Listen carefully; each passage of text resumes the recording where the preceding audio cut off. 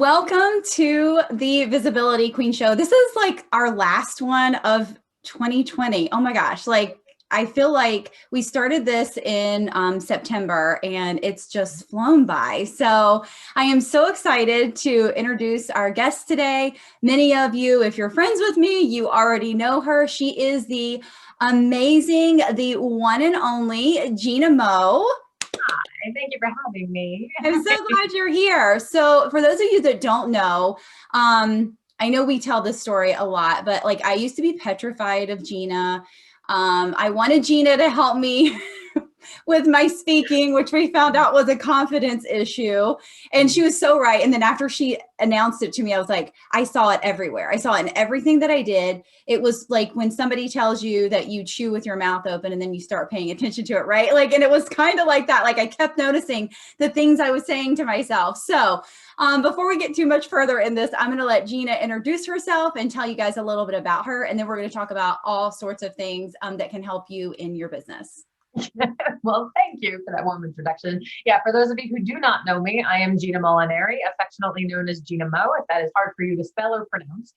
And I am a confident communication coach. And that looks like taking public speaking skills and marrying it with online marketing strategy with a dash of that mindset work so that you can be as authentic and effective in your communication and therefore as successful as possible in your business. You know, you just said mindset work, and that brings up a good point. Because so when Gina and I started working together, one of the things she had me do was do you remember this on my phone? You had me we had me do two, one about money. And then there was one, I create rockstar results or something like that. Yep. And so I had that on my phone the longest time. Why do you feel like, because as entrepreneurs, I feel like, and I think everybody does, but I feel like as entrepreneurs, we struggle with mindset issues more than anything else. Why do you feel like that is? Because I see it all the time. Yeah, well, I mean, if you think about it and break it down, I was just listening to, I did a long haul on my holiday trip. I was doing some audiobook listening, and Atomic Habits is what I was listening to. And when you break it down to what it takes to be successful, the process is not hard. It's all the minefields along the way that take you off track, or you lose motivation, or you lose steam, or you sabotage yourself in some fashion. And so when you really truly look at the steps, it's like anybody can teach you the steps. You can read them, they can be given to you for free, and you could be told this is exactly what I did to build a 7-figure business, 8-figure business, whatever it is.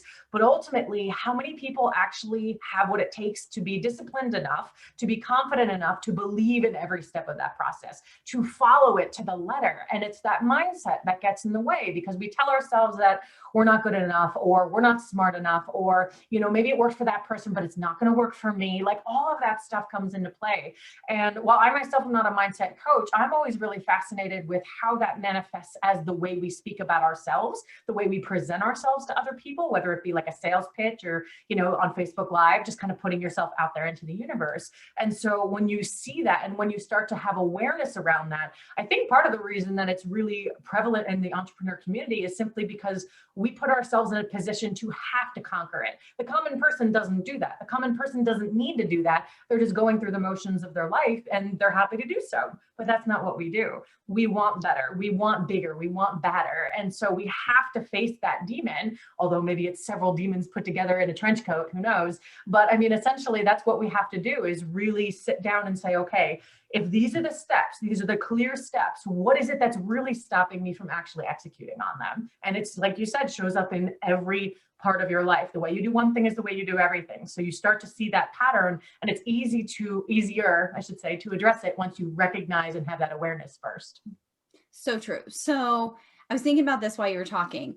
Do you feel like this is like what comes first, the chicken or the egg kind of question? Yeah. So what comes first? Does the confidence come first? Does the mindset come first? Are they mutually exclusive? Like, what do you feel? Do they come together? Like, can you have one without the other? Let's talk about you can do it both ways, but what I find is most successful in having it really stick is for the consistency to show up first. So for you to show up every single day doesn't mean you're confident, but when you do it long enough and see that you're not going to get that horrible feedback that you're afraid you're going to, or that you're not going to die like you feel like you're going to when you do public speaking, or any of those horrible thoughts that we tell ourselves, when you build enough evidence to prove yourself wrong, that's when the confidence kind of naturally comes, and it builds on itself. Again, like there's Atomic Habits that I was reading about, just on this drive the other day. It's amazing how the littlest things, just sticking to it every single day and committing to yourself, this is what I said I was going to do for me. And keeping your word to yourself is often the part that I think really erodes people's confidence more than anything. Because as entrepreneurs, especially yourself, I know you've said this proudly and loudly, that you love to over deliver. You would do anything to make sure that your client had exactly what they need, even if it was in an unreasonable time frame. You would do it. But if it came down to it for you, I bet anything that it would be a lot easier to quit on it and not actually do that. And that's very common for many people. That's very common for many people to say other people's needs matter more for one reason or another. Wherever we learn that, I mean, women learn that as like a nurturing role and a mothering role. Even just as children, young girls, we're kind of taught to like, oh, let the other kids go first, whatever that looks like. But I mean, that can really come from anywhere, that programming. What matters is recognizing that your needs matter as well, and being able to put yourself first, even if it just means committing to the thing that you said you would do today. And it's not just about your work. It's about the things you do in your everyday life. It's about doing that workout that you said you were going to, reading those books that you said you were going to, drinking the water you said you were going to. Every time you fail a commitment to yourself that you promised and said, I'm going to do this, it erodes your confidence a little bit more. And then it becomes easier to do so because you wind up building up like an anti-habit, I like to call it. So, I mean, really that consistency of doing the thing and then the confidence kind of following naturally then makes the consistency easier. So it can go both ways. But for me, I found, and with my clients, I've definitely found that taking the action first, the confidence will follow. Yes. Now, how much confidence, or how can you build confidence by doing something that you're afraid to do? Because I think that's what a lot of times people don't realize too. When you actually do it, even if you do it scared, it does build that confidence, right? For sure. For sure. Yeah. So I don't believe in fearlessness. I think fearlessness is an excuse to procrastinate and to not do it. And you're just waiting to not be afraid or waiting to be motivated or the circumstances to be right. No, it's bullshit. So what you have to first recognize is that doing something scared doesn't mean you're doing the wrong thing, doesn't mean you're going the wrong direction. That's a story I told myself for the longest time is, oh, if I'm afraid, maybe it's not something I'm meant to be doing. And that's just true. So first recognizing that fear does not mean something's wrong. But the second thing we can do is really, it's often about that first little thing to break us through to do it. So if it's going to the gym is hard for you or it's scary for you for some reason, sometimes the hardest thing is just getting into the door of the gym, just getting your shoes on and getting in the building. Once you're there, it's a lot easier to stay there than it is to leave. So the same sort of thing goes for, showing up on Facebook Live or doing a public speech or pitching or sales call, whatever that looks like. It's often very similar. What's the littlest common denominator that I can do to just get over that initial hump of the scary thing? It's not about making the fear go away, but it's about calming my nerves or making myself laugh and taking it not so seriously.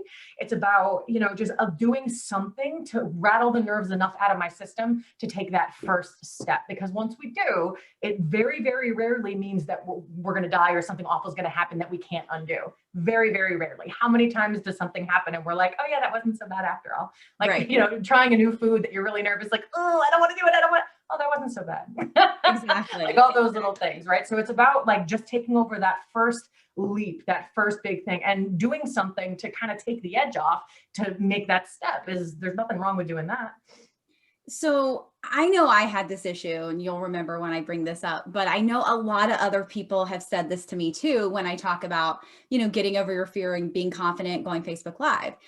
What is the real difference between confidence and then like being almost obnoxious? Like, arrogance? Yeah. Yes. Yeah. I get that question a lot because people are like, well, I don't want to be arrogant. Like arrogance and confidence are two different things. That's why they have two different words. So confidence and being able to accept a compliment when somebody says it to you, being able to accept accolades or awards or something for something you've done because you know you've done a great job is not the same as, well, you need to know who I am, and I can't believe you don't know who I am because look at all these awards. It's like throwing it in somebody's face, right? There's a difference between a Tom Hanks, who is humble and we love him and he's obviously accomplished so much, and a actor, I can't even think of one, but like some celebrity actor who's always just like in the face of the paparazzi, like, don't you know who I am? Like being real dramatic about it. And I mean, there are more subtle differences of what that could look like. But if you think about it in that context of, number one, what's the intention? Is the intention for you to show off? Because sometimes that's fear coming up as a lack of validation. Like, oh, I'm telling you about all these awards because I need you to validate what it is that I do. And I'm afraid you're not going to see me as credible or good enough or any of that. That's a different story. But if we're doing it because we're proud of ourselves, if what somebody can say to you in response to it can't shake you, like if I won an award, you won that graphic designer of the year award, right? Yeah. And you're not proud to say that you've done that. But I remember initially you were like really hesitant to say it, and you were like, I don't know, that kind of feels like bragging. You get to a point where when somebody else says something to you about that, whether it's positive, negative, neutral, whatever, you still feel the same way about it. If somebody else's reaction or statement to you about it makes you feel something other than what you yourself feel about it, again, good, bad, negative, doesn't matter, then that means that you're probably utilizing that thing for the wrong reason. You're hiding it or you're showcasing it and like trying to get somebody's, approval from yourself maybe.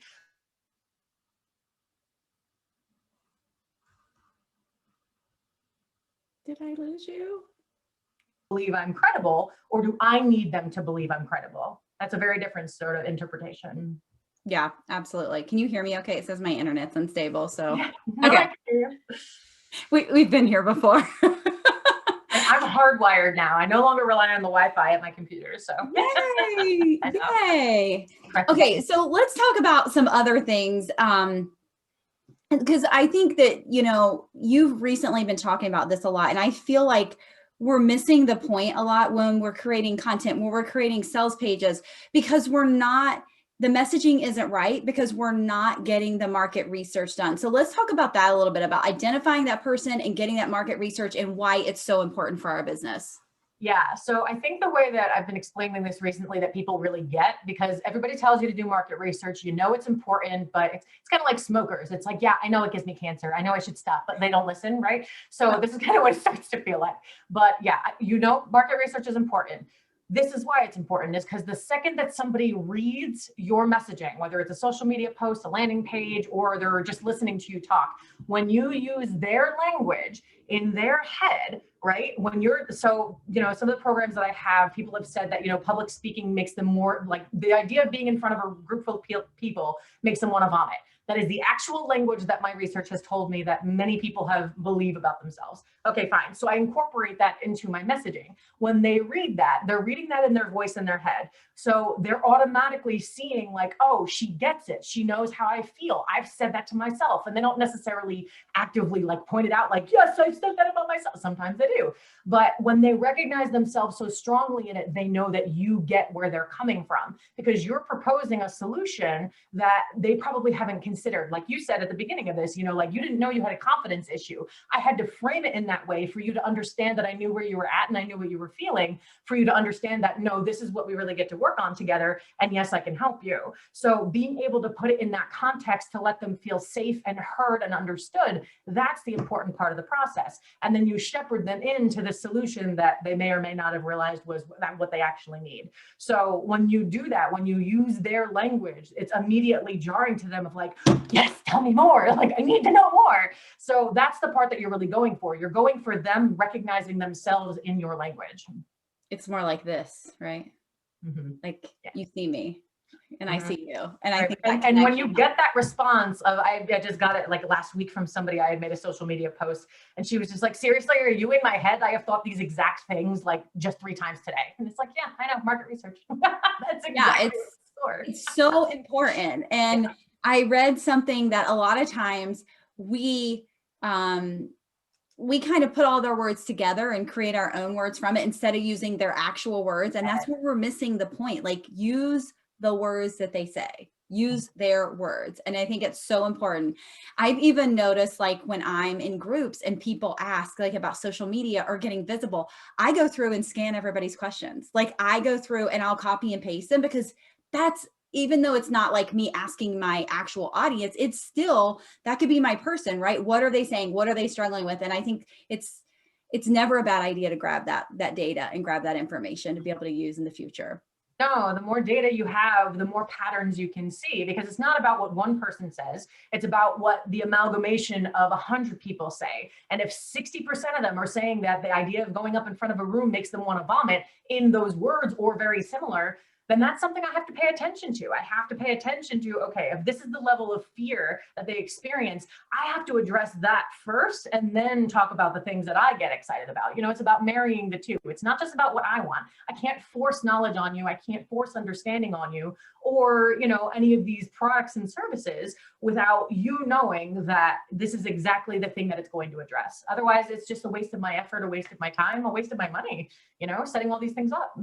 Absolutely. One of the things Gina actually recently helped me with was naming a program I had.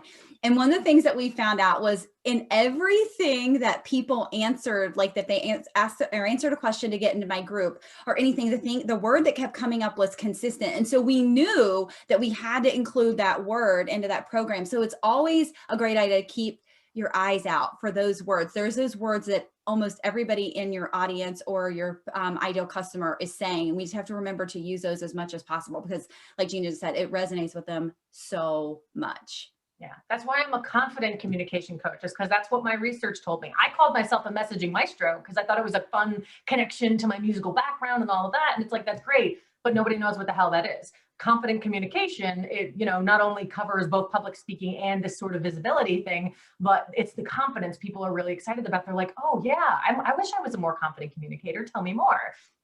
Yeah, so I wind up selling myself before I even really open my mouth, which is pretty cool too. Yeah, and I love that, because nobody's searching for messaging maestro, but they are searching for confidence or coach, right? And I think, again, that's just something that we don't think about. Normally the words that people say in the market research are probably high on the SEO. Like, they're probably high searchable keywords for our industry. So pay attention. Pay attention, people.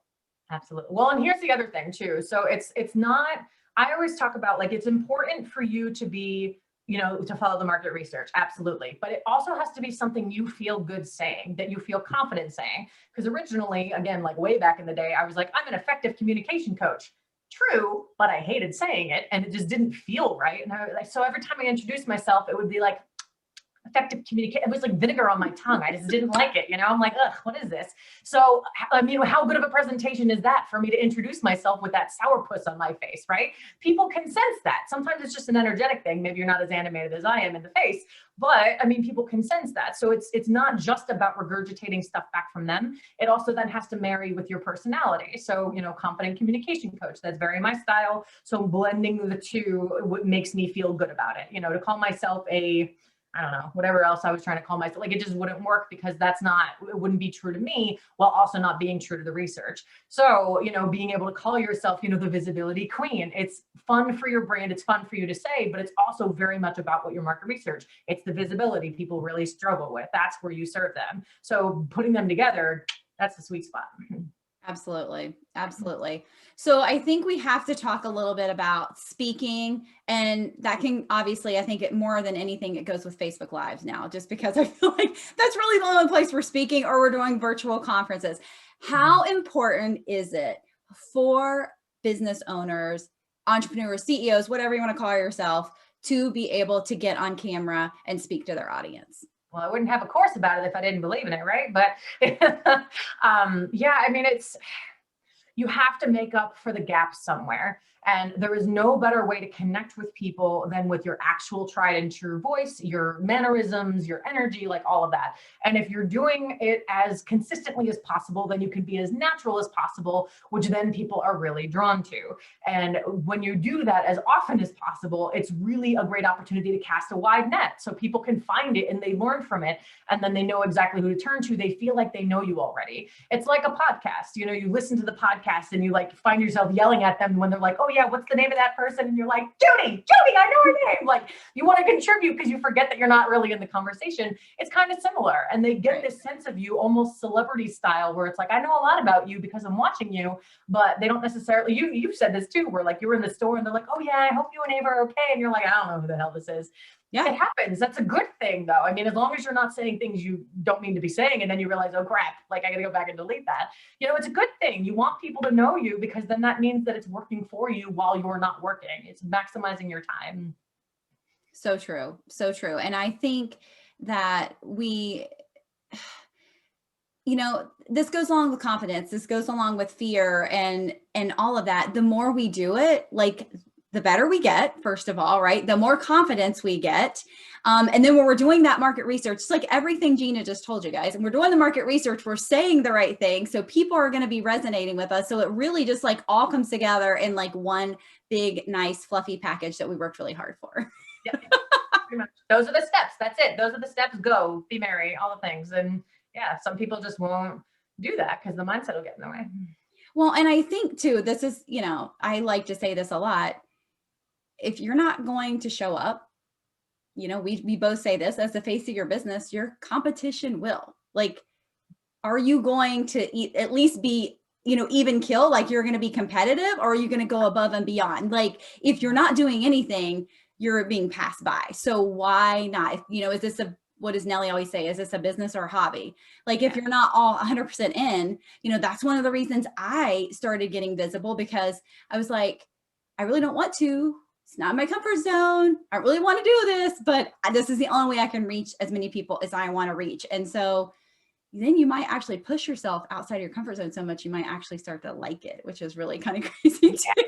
Yeah, the confidence speaker course that I have, I hear that feedback a lot, because people come in, wanting to vomit, and then they leave and they're like, oh my God, this is actually fun now. It's actually fun to do an interview. It's fun to go live. It's fun to do a podcast, like all of these things. And it's like, yeah, it can be. But I mean, I couldn't sell it that way. I couldn't say, you're going to have fun, because that thought is just so far beyond where they're currently at. But that's the thing is, yeah, you grow so far out of your comfort zone in that regard that it becomes fun, and you can have fun with it in an authentic way. It feels good. It's no longer a chore or work or any of that. It's a nice habit for you. But it's also really nice, because if you think about it, the more you push into that, how many people are dipping their toe in and then running away again, dipping their toe in and running away again? You are the consistent factor that keeps showing up, and they're going to remember your face over the person who shows up every month or so and like maybe did an okay job because they're not practicing. I was listening to that book, and one of the things they were talking about was there was a class that they split into. It was a photography class.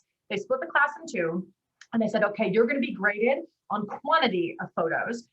So, you have to submit at least 100 photos over the course of the semester, and that's how you'll be graded. The other one, they only had to submit one really, really great photo over the course of it. And what they realized was that the 100 photo people actually did way better, because they were forced to take more photos to get better each and every time, as opposed to the people who really only had to take one and just make sure it was really good so it was mediocre, because they didn't have to do as many as possible to get that really great result. The other guys did.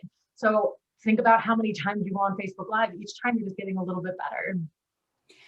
So I want to ask you about something, and I don't even know if you're on this platform yet, but these are my thoughts, and so I'd love to know your opinion on this. When you've spoke way more in front of people than I have, but I feel like when you can speak in front of an audience, that's like always your number one choice, right? Because you can build that rapport, that relationship with an audience really fast. Video has got, in my mind, has to be like the second, but everybody's so hung up on Clubhouse right now. And I was listening yesterday and I was just like, okay, I get it. And it's cool. I mean, it is a cool platform, but it's kind of like listening to a podcast where some instances you may get to interact, right? You may get to actually have a conversation back and forth, but not always. But do you feel like it's a lot longer marketing strategy to build that relationship when it's just voice over, obviously we want to be at live events and that's not always possible, but over video? I'll be honest, like I know Clubhouse exists, but I know nothing about it. So that was the most I've known about it, is what you just told me. But I mean, podcasting is really effective long-term. Yeah. But it's long-term game. So if you have the right strategy, there really can be anything to get it, but it's not the same as putting your face to it. Like I do feel like podcasts that have video subsequents and sort of supplementary to it, I feel like those take off faster because it's easier to connect with you to do it. But I mean, just like anything else, if you have the right strategy, yeah, you could probably make that work, but it may be a longer term strategy. It's the difference between getting to know people on a Zoom call in this time of quarantine versus getting to know them over the phone. If I'm doing it over the phone, odds are I'm multitasking, I'm pacing around, I'm trying to do whatever. I'm not really fully focused. And when people listen to things like that or podcasts, they're driving. Maybe that's the time you'll get their fullest attention. Maybe they're working out. Maybe they're working. Like there's still an element of, there's still an element of multitask, right? But video, like you pretty much have to be captivated with video, unless you're that person who's also just sitting there playing on your phone at the same time. But you can do it. I feel like there's a lag in it that you're probably given the option to do something that has better traction. Why would you do it any other way? And that's why I always do Zoom calls as connection calls with people where possible, because of that very reason. It's really easy to make a connection with somebody face to face than it is on the phone like that. Yeah. It's harder for them to be silent too. I'm just thinking of our call. We weren't on a Zoom call. Very true. Yeah. That's a whole nother story, people, for another day. But yeah, I agree. And also on an audio type thing, I think you actually have to be intentional and be in the mood. Whereas if you're scrolling Facebook, if you're scrolling Instagram, if you're scrolling whatever, being on video gives you that opportunity to grab and pull them in, like to grab their attention. And I think that is a little bit more effective strategy. It's always going to be, I think, a quicker marketing strategy for sure. But yeah, I was just thinking about that yesterday. I was talking to my mentor about it. I was like, I just feel like you can build so many more relationships video over audio. I think audio can happen because when you do get somebody to listen to your podcast, if they love it, they'll listen to more. But I feel like video, they can see your mannerisms. They can see how you really feel. If you are really into this, if you're confident even, right? That's important too, because you don't want to work with somebody who isn't confident about what they're talking about. And you can maybe fake that on audio. I don't think you can fake that on video. Yeah, no, you think about how video changed the music industry, because now music videos were available. Video killed the radio star, right? I was about to say the same thing. It's literally that, because now it became more about performance than it did about the music. So it changed the way that we consume it. It changed our preferences for it. It doesn't make it wrong, better, worse, whatever, but it definitely alters it pretty significantly. And to your point, I mean, when you're scrolling through the feed and the only thing you have to go off of is the caption of what the thing is named versus the caption and a visual image to stop the scroll, that's powerful. So you've now lost an alternative way to reach them and to really get their attention. I agree. Yeah. I'm glad from what you've said, you semi-agree with me on that. That makes me feel. I think I agree. I don't know. We know podcasting. What it is. Clubhouse, I don't know. Something about Mickey Mouse, I don't know what's happening. Well, and I just put a post up yesterday. I don't know if you saw it, but I feel like everybody's like hinging their business on getting an invite, which don't get me wrong. I had major FOMO. I wanted an invite. And now I'm like, okay, it's like kind of like that big thing you can't wait for. And then you get it and you're like, oh, that's really what it is. Yeah, that is pretty funny. So yeah. So anyhow, let's talk about you. What do you have coming up that our audience may be interested in? Ooh, okay. So I just finished. Do you know what I'm most excited about? I just finished. It was meant as a bonus for another course that I was selling, but the online networking that doesn't feel gross mini course. So so I am so sick of getting those cold call messages, and I got 4 in a row from this woman one day, not like all in one rapid fire, but like I ignored her 4 times and she just kept doing it. And I was like, hi, my name's Gina. Try to get to know me next time. Like, it was just so infuriating that I was like, I'm building a course around this. I would really love for you to take it because this is just out of hand. Like 4 times I have not answered you. You have made no effort to get to know me as a person. You just cold called me like 4 times. And no, I'm done. And I hear this complaint from a lot of other people. And so the fear becomes that I don't want to online market and network with people that I don't know because I'm afraid of coming off that way, which then cuts off an arm of your marketing strategy. So that course is the thing I'm most excited about. It's I talk about, how to set up calls really effectively, really efficiently. I talk about my favorite tracking tool to actually, track your connections when you do make them, why it's important we talked about a little bit, why to set up video calls versus phone calls to talk to people, all of that sort of stuff. So it's just a super easy little mini course. I think it's on my website. the course is made. I think I just haven't finished the landing page yet or whatever, but it's on my web. It should be on my website by the time the day is out for, getting that all squared away. But it's such an important thing to know how to do, because in-person stuff is not coming back anytime soon. And if we don't know how to do it here, we won't know how to do it in person either. Absolutely. Absolutely. Yeah. And I feel like we need to keep it going even online, because when you practice things, you get better, right? And it's going to be so awkward when we have to go back to our first networking event and we're like, we've not done anything in a year, right? And we're like, or maybe longer than a year, I hope not, but and we're like, oh, I don't know how to do this. And here's the thing is, in person, you can trick yourself into believing that you're networking by attending something, grabbing a drink, circling the room, and then complaining that you didn't get any business cards by the end of the day, or you didn't hand any out. That is a waste of your time, because you're not actually maximizing the thing. Online networking, it is very obvious whether or not you're actually putting in the effort, because you're either talking to people or you're not. That's really what it boils down to. Exactly. That's so true. That's so true. Yeah. Well, Gina, before we go, is there anything else you want to leave with my audience? Maybe a 2021 tip. Yeah, like, don't be afraid to let your freak flag fly. It's okay to be weird. It's okay to be weird and for it to feel good at some point. Like, there's this turning point where what you're doing that's uncomfortable starts to feel really good. And that's when you can have a lot of fun with it. You've watched Chrissy do it. If you know me, you've watched me do it, Nellie do it, like all these people do it. And it's because it is fun. It can be fun. But if you don't break through that awkwardness first, then you're never going to reach that point where it becomes a joy to show up all the time instead of a chore. So yeah, just let your freak flag fly, have some fun with it. There's no right or wrong way to do it. There's just great strategies to try and see what works for you.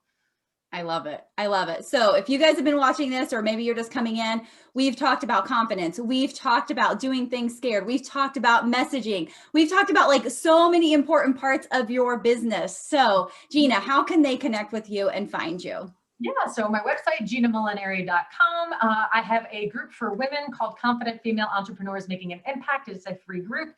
That is at /Confident Females on Facebook, the groups. And then email, I always answer my email, Gina@GinaMolinari.com. My personal page, I still use more than my business page for Facebook, but that is generally a good way to reach me too, Facebook.com/Gina Mo. Yes. Yes. All right. So you guys make sure you connect with her. She is amazing. She has helped me so much over the past, year and a half in my business. I've known you for longer than that, but you've really, really helped my business in the past year and a half. So connect with her.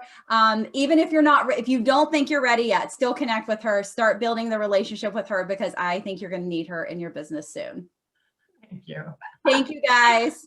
Have a great Tuesday. See you next year. Happy New Year.